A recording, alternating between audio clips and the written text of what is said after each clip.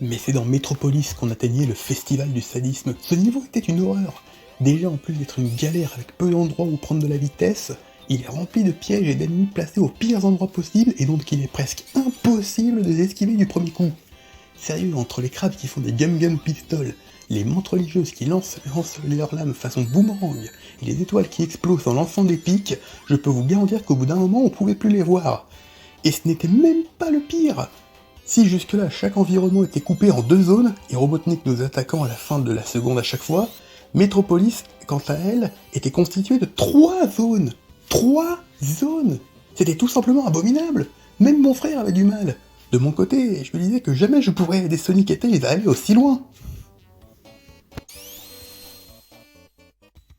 Après ça, ils ont poursuivi à bord de l'avion de Tails pour poursuivre Wing Fortress, la base volante de Robotnik. Mais ce qui se produisit arrivé là-bas fut pour moi un choc.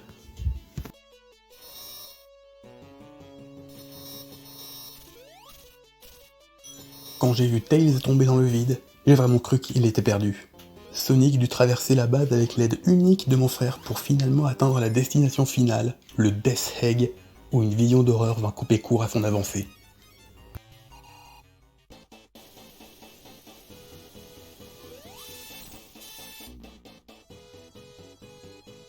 Un Sonic robotique qu'il fallait affronter sans le moindre anneau pour nous permettre de survivre à la moindre de ses attaques, et qui était très rapide et difficile à anticiper.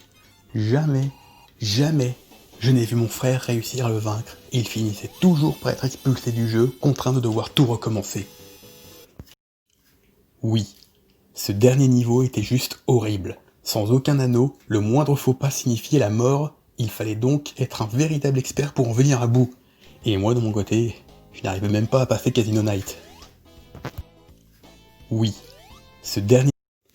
Heureusement, j'ai fini par trouver une nouvelle technique pour aider mes 2 amis, les codes secrets. Je vous explique. J'avais remarqué au cours de mes sessions de jeu qu'en passant un checkpoint avec 50 anneaux, un cercle étoilé menant à un niveau bonus apparaissait et où il fallait ramasser le nombre d'anneaux nécessaires pour obtenir une Chaos Emerald. Et une fois les 7 obtenus, Sonic peut désormais se transformer en Super Sonic, invincible et beaucoup plus rapide. Par ailleurs, à l'époque, je l'appelais Sonic Super Guerrier à cause de Dragon Ball Z que je regardais à la télé, mais je m'égare. Avoir les 7 émeraudes permettait aussi de terminer le jeu pour de bon, car si par malheur vous en manque à la fin, Robotnik vient vous narguer en jonglant avec celle que vous avez oubliée, et je ne pouvais m'empêcher d'imaginer ce qu'il comptait faire avec. D'autant plus que si l'on arrive à tous les obtenir, la défaite est bien plus frustrante au dernier niveau. C'est là que les fameux codes entrent en jeu.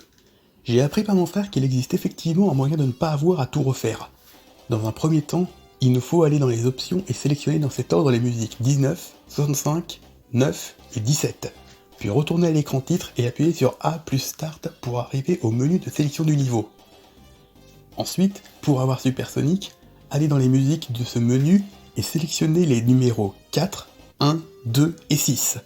Je pouvais dès lors jouer le niveau que je souhaitais avec Super Sonic d'office, et donc me rendre directement à n'importe quel niveau du jeu, même au dernier. Je vous cache pas que ce code en aura empêché plusieurs de finir par devenir fous. À partir de là, je pus m'aventurer dans les zones que je n'arrivais pas à m'atteindre, et Super Sonic était si puissant que je n'avais aucun mal à les traverser. Mais il restait un problème, le Death Egg. En effet, sans anneau, Sonic ne pouvait tout simplement pas se transformer, et le combat contre le Sonic robot restait tout aussi difficile. J'enchaînais les défaites, mais armé des codes, je pouvais revenir sans arrêt, et je finissais par mémoriser par cœur les attaques du robot à force de les recommencer, et dictant la marche à suivre à Sonic, nous pûmes enfin le vaincre.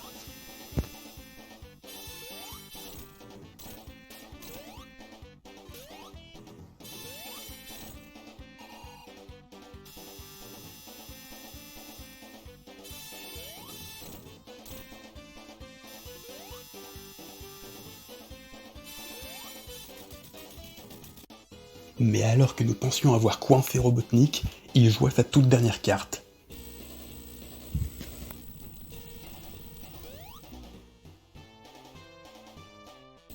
Un immense robot pourvu de griffes qu'il pouvait lancer comme des fulgures au poing et des bombes sortant de son dos. Il n'y avait aucun espoir. La moindre erreur de timing pour l'attaquer d'un saut et la moindre attaque surprise par projection de griffes nous éliminait et nous obligeait à réaffronter Sonic Robot une nouvelle fois. C'était insurmontable. Bien trop pour moi. Mais je me suis accroché.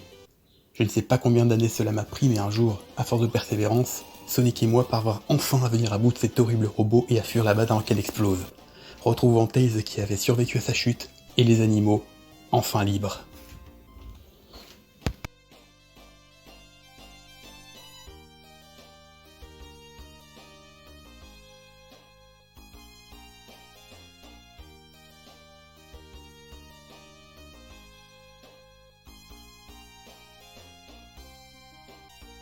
Et c'était là la fin de cette aventure. Sonic et Tails nous dirent au revoir alors que je regagnais de lentement le monde réel pendant les crédits de fin de jeu. J'étais heureux. Heureux de les avoir aidés à vaincre le méchant Robotnik et à sauver tous ces animaux. Et ce, malgré le sadisme qui pouvait parfois nous tourmenter et les dangers qui nous en barraient la route. D'ailleurs, je me demande si le level designer de ce jeu ne travaille pas pour comme DRH à la Flounder Company aujourd'hui. Mais ces deux-là me manquaient déjà. Je ne savais pas si j'allais les revoir un jour. Eh bien, oui, j'allais les revoir, très souvent. En effet, si ma toute première aventure fut aux côtés de Sonic et Tails, ce n'était pas ma dernière aventure à leur côté. Sonic 2 était mon tout premier jeu vidéo. Pas le premier rien qu'à moi, mais le premier auquel j'ai joué.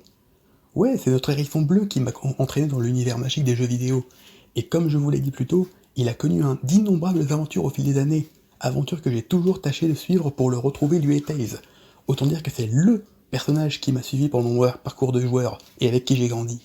Je n'ai raté presque aucune de ses aventures, et je l'ai toujours soutenu. Même dans ses heures les plus sombres. Pour ce qui est de Sonic 2, je regarde un souvenir impérissable. La deuxième aventure du hérisson le plus rapide du monde était le premier chapitre de mon aventure dans le monde des jeux vidéo. Le premier chapitre d'une aventure qui me fera passer par tous les états possibles, et dont aujourd'hui encore, je traverse les routes sans savoir combien d'étapes il me reste à franchir pour en arriver à son terme. Tout comme à la fin de Sonic 2, je ne sais pas encore quelles seront mes prochaines aventures. Mais ce dont je suis certain, c'est que ma quête de gamer continue.